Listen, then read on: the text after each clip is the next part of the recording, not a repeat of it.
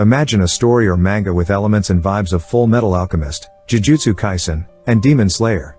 Yes, this is what Kagurabachi is, and after reading all the published 20 chapters I believe it is destined to create the same or not more hype than Jujutsu Kaisen in the coming years. Kagurabachi started publication in September 2023 and has from its first few chapters taken the manga world by storm and is constantly in the top 10 trending list, and sometimes even getting its second position, beating ongoing mangas like Jujutsu Kaisen, My Hero Academia, Spy Family and so on. So yes, we are talking about Kagurabachi.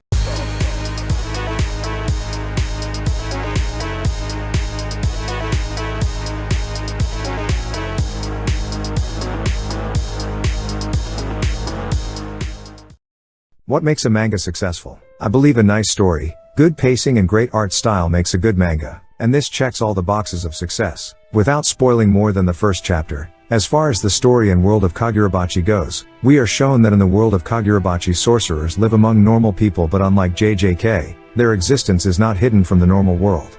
Operating in the open, some work for the Yakuza and criminal underground world, some work for the national government protecting the interest of the nation, just like the dogs of the military and alchemists from Full Metal Alchemist. And as per story, in the first chapter we are introduced with a father and son duo. Rakuhira, the father, is a world-class swordsmith and is the only one in the world who has been able to forge enchanted katanas. In total he has forged 6 enchanted katanas, each with different powers and abilities. Katanas that were able to put an end to the long Seitai War. The war had ended 15 years ago and these katanas were brought back to its creator and sealed away. Mr. Rakuhira is considered more famous than the wielders of the katanas and more of a hero in the nation, as only because of his forging skill, the nation was able to survive. As a side note, this unexplained and under the wraps mentioning of Seitai War and national politics around it appealed to me in a similar way that Ishfal War was introduced in Full Metal. I mean, it gives the similar vibes, or maybe I am just being skeptical. But in reality war is never glamorous. It is monstrous and its very nature is destruction, tragedy and suffering. So yeah, maybe in future they will pull off something like Full Metal did with it. Coming back to the first chapter story. Mr. Rakuhira, the father and the swordsmith, is generally a very funny, loving and kind-hearted person. But only when he is forging swords he becomes a highly serious, no-joke type personality. Someone who focuses every ounce of concentration, focus and strength to forge the swords. One fine day while discussing with his son the morality of sword making and the burden that at the end of the day it's a killing tool. So always be sure to create swords that protect the innocent, and never fall into the hands of bad people. But on the very same day, their home, which was hidden and protected under a sorcery barrier, is breached by some sorcerers.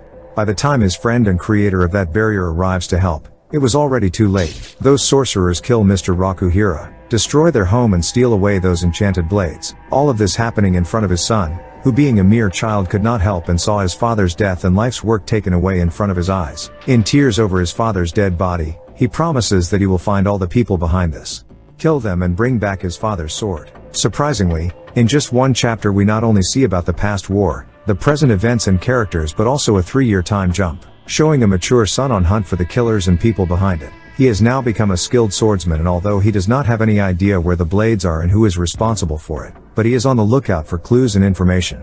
Thus the story not only has action but also a detective sort of element attached to it. It also shows us that in these 3 years, although the nation has been doing strong against the external threats, but the Yakuzas and criminal gangs are immensely on the rise and the social structure of the nation is on the brink of collapse because of them. So yes, this is just the first chapter of Kagurabachi, and from the get-go it has elements or traces of some of the most popular anime out there, mixing its own unique story and art style in the blend. And after reading all the published 20 chapters, the pacing, storytelling, action and art is just going up the scale. Even the word Kagurabachi means divine retribution or God's punishment, so you get the basic plot idea from just its name. Currently in the first 20 chapters the first arc is over and is just about to start on its second arc. So it's something really nice and easy to catch up to, where you can later enjoy weekly chapters as the story progresses. So do check this out and tell me in the comments what you think about the manga, and do you believe it is worth the hype it is getting. On the same note, do like, share and please subscribe.